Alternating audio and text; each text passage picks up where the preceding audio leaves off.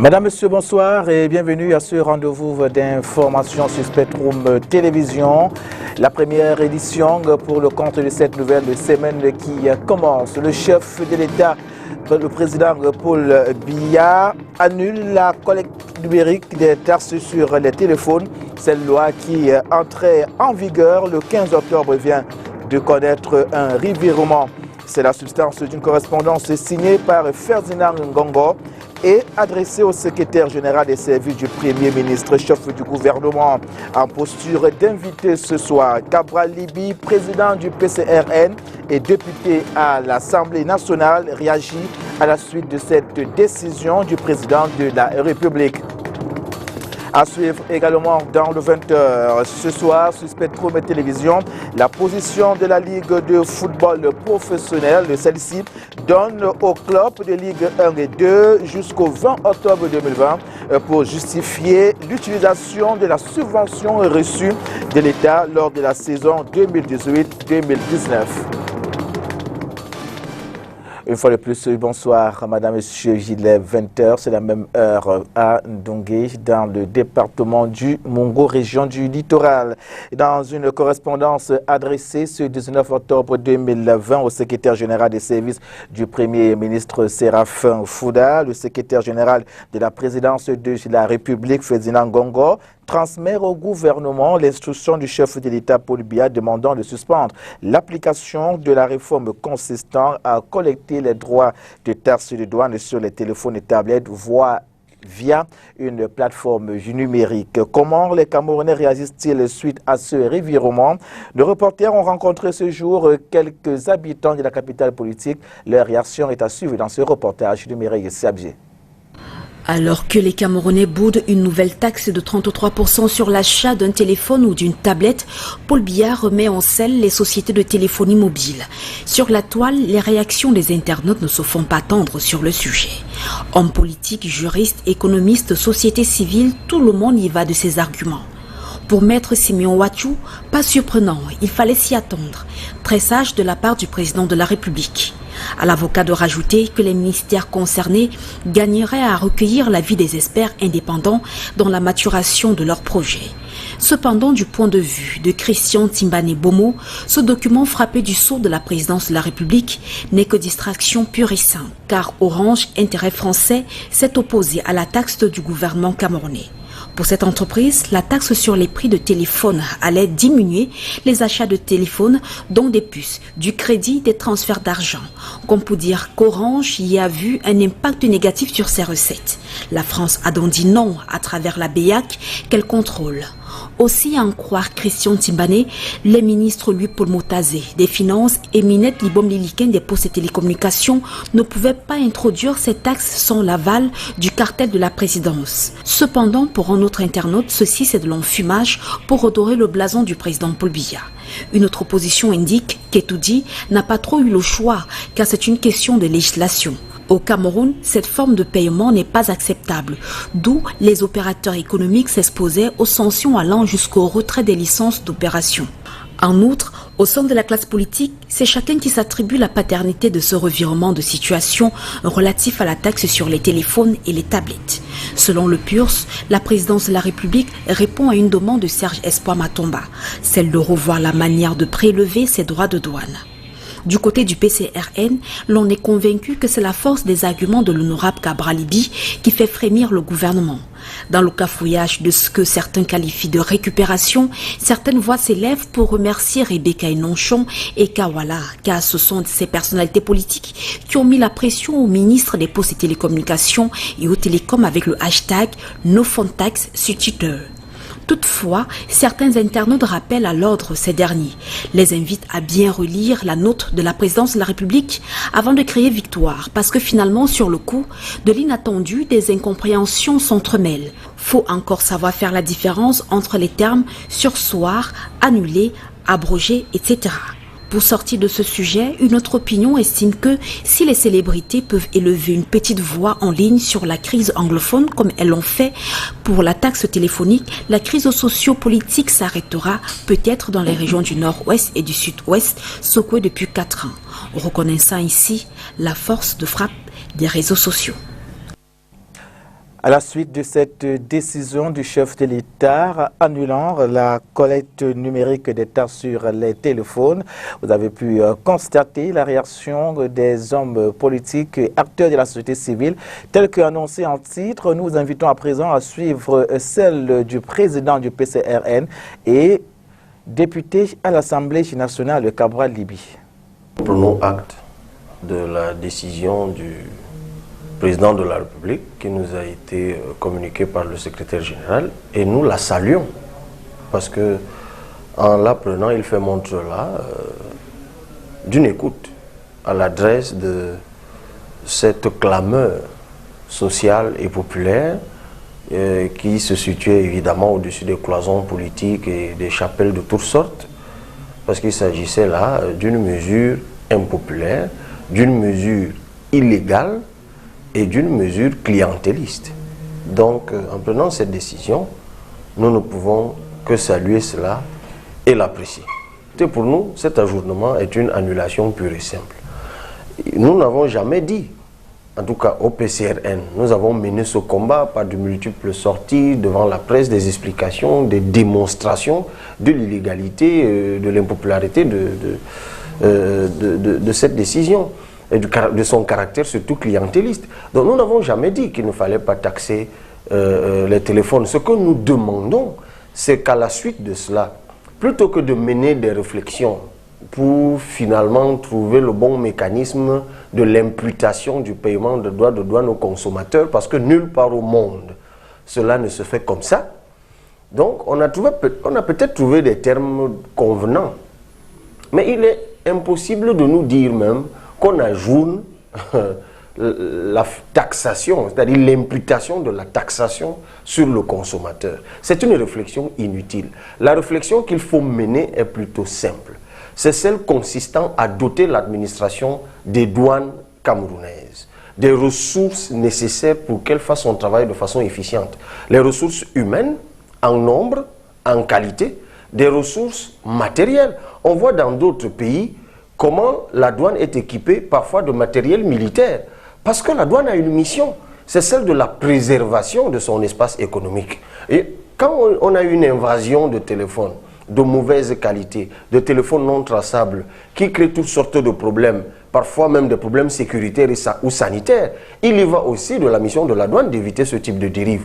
Donc la réflexion qu'il faut mener, nous le réitérons, consiste à doter la douane camerounaise de moyens, je me répète, humains, financiers, logistiques, techniques, pour qu'elle soit efficace. Inutile de continuer à réfléchir pour amener cette arnaque sous une autre forme. Ces mécanismes dont parle le président de la République doivent être axés sur l'amélioration du travail de la douane. Si les téléphones se retrouvent sur les étals dans le marché, ça veut dire que ces téléphones entrent par la frontière. Et si les téléphones entrent par la frontière et se retrouvent dans les marchés alors qu'ils n'ont pas payé les droits de douane, ça veut dire que ce sont des téléphones de contrebande. Il y a au niveau du ministère des Finances un programme, d'ailleurs financé en milliards, qui s'appelle Halte au commerce illicite. Donc vous ne pouvez pas me convaincre que des téléphones de contrebande se retrouvent dans le marché camerounais et dans des boutiques ouvertes à tout le monde, dans lesquelles même les douaniers vont se ravitailler. Et vous me dites qu'on est incapable de traquer ces téléphones, de traquer les contrebandiers, de traquer le système qui entoure tout cela, mais on trouve la solution de facilité. Encore qu'elle ne va même pas renflouer les caisses de l'État, elle va simplement densifier et consolider le système clientéliste qui voit le jour et qui s'installe durablement au Cameroun. C'est pour ça qu'à chaque fois, on trouve des sous-traitants de la corruption. C'est comme ça que moi j'appelle maintenant ces mécanismes-là. Quand ce n'est pas l'entreprise ténébreuse là qui voulait capter les droits de téléphone, c'est une autre entreprise qui est au port que vous appelez SGS, c'est une autre entreprise que vous trouvez derrière CAM6 aujourd'hui, toujours au niveau de la douane, ainsi de suite, ainsi de suite. Vous savez, aujourd'hui, l'intelligence de la spoliation a épousé tous les contours du droit et maintenant il y a un nouveau mécanisme pour spolier le Cameroun. Ce sont ces entreprises-là qu'on met toujours derrière la parure d'une volonté d'efficacité, mais qui en réalité sont des passe-droits au travers desquels on blanchit les rétrocommissions. Réaction de Cabral Libye à la suite de la décision du chef de l'État annulant donc la collecte numérique des taxes sur les téléphones. Cabral Libye était donc ce jour dans les installations de Spectrum Télévision en posture d'invité. Vous venez donc de le suivre. On poursuit ce journal. On parle maintenant du PITMAR. Un an après, où en est le gouvernement avec le projet d'investissement et de développement des marchés agricoles? La question était au centre des travaux de la 8e session du comité de pilotage de PITMAR ce lundi à Yaoundé sous la présidence du ministre de l'Agriculture et du Développement rural. Dans le reportage qui suit, le ministre Gabriel Bayrobé dresse le bilan de 12 mois avec un accent sur les difficultés rencontrées. Au moment où se tiennent les travaux de la 8e session du projet d'investissement et de développement des marchés agricoles, il est de bon ton de poser le diagnostic des activités du PITMAR au bout d'un an. Sur le plan général, à un an de la clôture de ce projet, nous pouvons dire que nous sommes satisfaits dans la mesure où ce projet a permis d'augmenter, de rehausser le rendement du maïs de 1,5 tonnes à 3,6, d'augmenter les rendements de manioc de 8 à pratiquement 23 tonnes, d'augmenter le rendement de sorgho de 1 tonne à 1,6 tonnes. Il faut dire que, depuis quelque temps, le projet d'investissement et de développement des marchés agricoles fait face à quelques difficultés qui ne sont pas sans conséquences. C'est vrai qu'il reste encore un certain nombre de réalisations qui n'ont pas pu être complétées.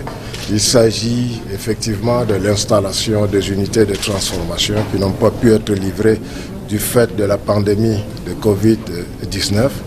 Il s'agit aussi d'un certain nombre d'infrastructures dont les réalisations n'ont pas pu être conduites jusqu'à leur terme. Il s'agit aussi de l'accompagnement des coopératives du Nord-Ouest et du Sud-Ouest qui n'a pas pu se faire de manière correcte suite à la crise socio-politique. Pourtant, il est important que ce projet se poursuive et ce, dans les meilleures conditions afin de permettre de parachever la politique de l'État qui consiste à passer d'une agriculture de subsistance à une agriculture moderne et ouverte sur l'avenir. Il faut signaler qu'il y a une requête qui a déjà été faite par le ministère de l'Économie auprès de la Banque mondiale pour requérir des financements pour la seconde phase du PITMAR. Aussi, un groupe de travail est mis en place pour réfléchir à d'autres financements. Rappelons que le projet avait bénéficié d'un don de la coopération japonaise pour le volet nutrition. L'étoile du Cameroun renoue avec les airs. Un vol inaugural de la Cameroon Airlines Corporation a eu lieu ce dimanche. Douala-Garoua, Douala, avec escale à Yaoundé. C'est le trajet qu'a effectué la Camerco. Un journaliste embarqué, Orient Donkin. L'oiseau a finalement quitté son nid ce dimanche 18 octobre 2020. Malgré des rendez-vous manqués, les passagers du vol QC 222 au départ de Douala à destination de Garoua avec escale à Yaoundé ont répondu présents à l'aéroport international de Douala. Il était 5 h du matin pour des formalités d'usage. Passé les derniers contrôles de sécurité, ce sont des passagers heureux qui sont allés à l'embarquement de ce vol inaugural. On avait prévu de voyager en train et c'est vraiment un gain de temps. Donc je suis ravie de faire partie de ce vol inaugural. L'état des routes, vraiment si on voyage avec l'avion, vraiment c'est très important. Oui, on doit remercier beaucoup le gouvernement du Cameroun.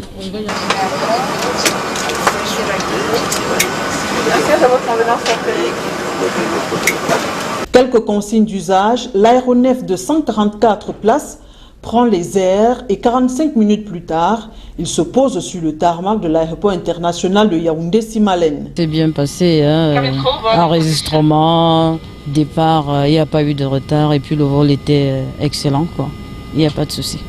Là, à mon avis, avec les tracasseries de la route, là, je pense que Camerco de retour, c'est la meilleure solution. Nous sommes partis de Douala, nous sommes actuellement à Yaoundé-Simalène. Ça se passe très très bien, nous sommes à l'aise, ça fait l'innovation et on est content pour Camerco. Après l'escale, Prochain embarquement, direction Garoua, 1h20 à vol d'oiseau. Nous sommes très heureux de reprendre nos opérations et de contribuer ainsi à faciliter la mobilité des Camerounais sur l'étendue du territoire et notamment avec cette reconnexion des parties méridionales et septentrionales du pays. Et pour cela, il est nécessaire d'avoir une flotte conséquente. L'acquisition des aéronefs pour renforcer la flotte de la Camerco, ce qui va se faire de manière très graduelle, et puis la réhabilitation des Boeing qui sont à notre disposition. On a déjà à très court terme ce qui a commencé là avec la location de cet avion qui est arrivé pour permettre que les opérations commencent aussitôt. Et le processus d'acquisition est en cours. Nous pensons que d'ici un moyen terme, les avions à acquérir seront à notre disposition pour permettre de stabiliser nos opérations et donc de renforcer notre flotte. Après de nombreuses zones de turbulence, l'Étoile du Cameroun a renoué avec les airs. Court, moyen ou long courrier, seul l'avenir nous le dira. Où en est-on avec les Camerounais interpellés au lendemain des marches initiées par le mouvement pour la renaissance du Cameroun le 22 septembre 2020? Le collectif d'avocats Sylvain Swop dresse le bilan au soir du 18 octobre 2020. Selon le collectif d'avocats Sylvain Swop, 99 personnes sont sans suite connues et 138 sans situation révélée au soir du 18 octobre 2020. Pour bien comprendre ces chiffres, il faut remonter un tableau récapitulatif. Des 556 personnes interpellées le 27 septembre 2020, il y a eu 105 libérations aux unités d'enquête, 259 présentées à la justice et 192 retenues dans les unités de gendarmerie et de police le 6 octobre 2020. Suivant la lignée de ces dernières, l'on apprend que 30 personnes sous garde à vue administrative ont été libérées à la police et 63 encore gardées dans les unités. L'autre bras du tableau prend en compte les 259 personnes présentées à la justice. Ici, le collectif d'avocats relève que 238 personnes ont été présentées aux tribunaux militaires de Douala et Bafoussam, 21 sont poursuivies devant les juridictions civiles en flagrant délit dans les tribunaux de Nkonsamba, Yaoundé et Mfou, et 100 sont sous mandat de détention provisoire. En d'autres termes, on a 421 personnes sous détention arbitraire, selon le collectif d'avocats Sylvain Swop, 63 gardes à vue connus, 99 sans statut connu, 21 inculpés et comparaissants devant les juridictions civiles et 107 devant les juridictions militaires, 135 libérations connues dans les unités de police et de gendarmerie et 20 libérations au parquet connu. Toutefois, précisent les avocats, les arrestations des 6, 7 et 8 octobre dernier à Bouddha et ensuite libérées ne font pas partie de ces chiffres et 7 personnes non incluses à ce récapitulatif ont été découvertes lors du déferment au tribunal militaire de Yaoundé. C'était le 16 octobre dernier. Les experts de la médecine traditionnelle demandent plus de soutien dans leurs recherches sur le coronavirus et autres maladies. C'est du moins la substance de leurs revendications ce jour à Yaoundé au cours d'une conférence de presse.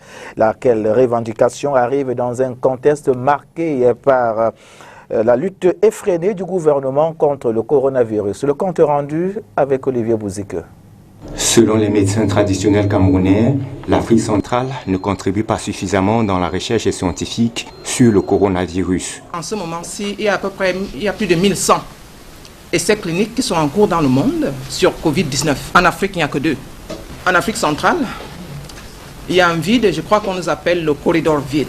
Et ce n'est pas faute d'avoir des chercheurs, ce n'est pas faute d'être intelligent, mais il nous faut un peu plus de courage. Pourtant, estime-t-il, il y a du potentiel au Cameroun, surtout dans la médecine traditionnelle. Plus de 90% de taux de guérison, on se pose des questions. C'est grâce à la médecine traditionnelle. Nous avons développé des formules qui peuvent combattre Covid-19 et beaucoup d'autres affections qui minent le Cameroun. Je pense que plutôt que de jeter l'opprobre, ça ne fonctionne pas terriblement bien, mais il y a des efforts qui sont faits. Le ministère nous a laissé travailler, le gouvernement nous a encouragés, même comme on ne nous a pas accompagnés financièrement, mais nous avons des philanthropes qui l'ont fait. Et nous souhaitons juste que l'État du Cameroun puisse aussi accompagner les acteurs de la médecine traditionnelle comme il a été prévu.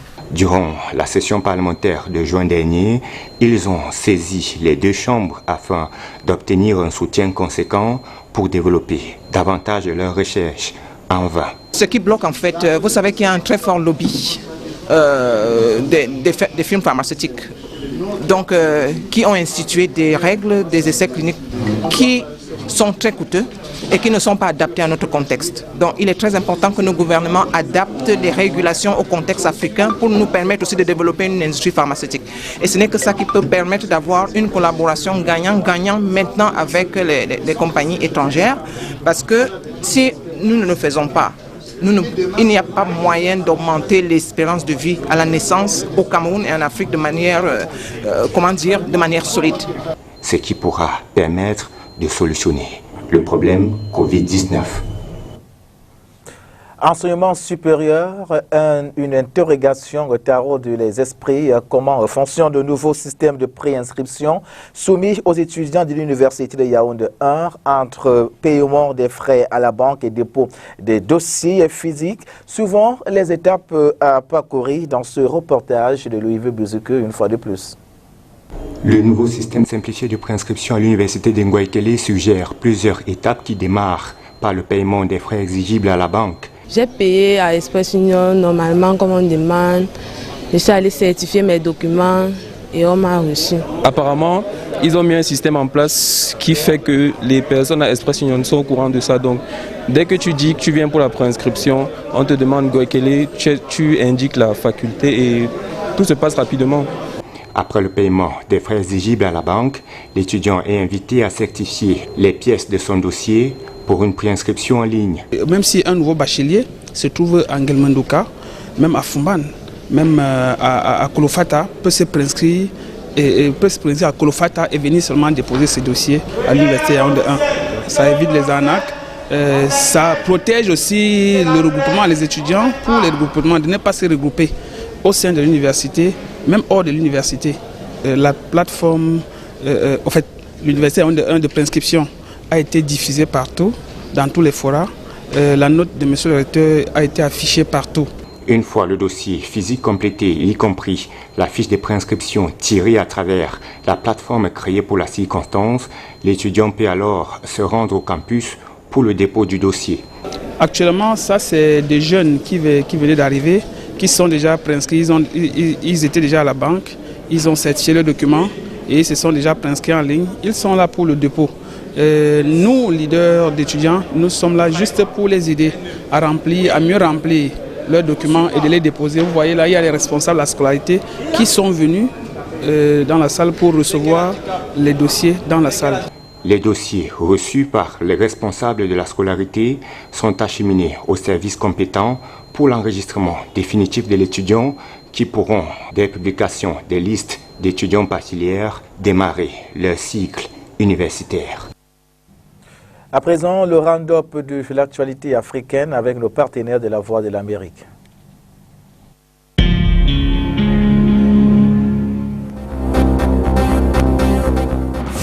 Les Guinéens ont voté hier pour choisir leur président parmi 12 candidats, dont le président sortant Alpha Condé. L'opposant Cellou Dalein Diallo a affirmé qu'il publierait des résultats compilés par lui sans attendre leur proclamation par la CENI, ce qui inquiète le pouvoir. Au Nigeria, les manifestations contre les violences policières ont fait au moins 15 morts, dont 2 policiers depuis le début de la contestation, selon Amnesty International. Les représentants du gouvernement d'union nationale et ceux du maréchal Khalifa Haftar ont débuté ce lundi à Genève leur 4e réunion sous l'auspice des Nations Unies. Au menu, les conditions d'un cessez-le-feu durable avec retrait des positions militaires en Libye. En Afrique du Sud, le ministre de la Santé, Wellim Kizi, et sa femme ont été contrôlés positifs au Covid-19, a déclaré son bureau. Vendredi, le nombre de cas de coronavirus dans le pays le plus touché d'Afrique a dépassé 700 000.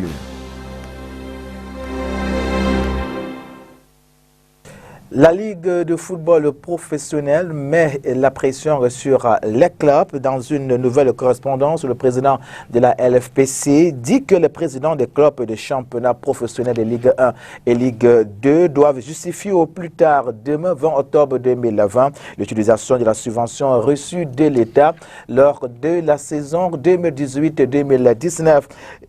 Il faut signaler que le renouvellement du versement de la subvention étatique est conditionné par la production de ces justificatifs, précis le général Pierre Semengue. Plus de précisions dans ce reportage de Makeda Nedingotom.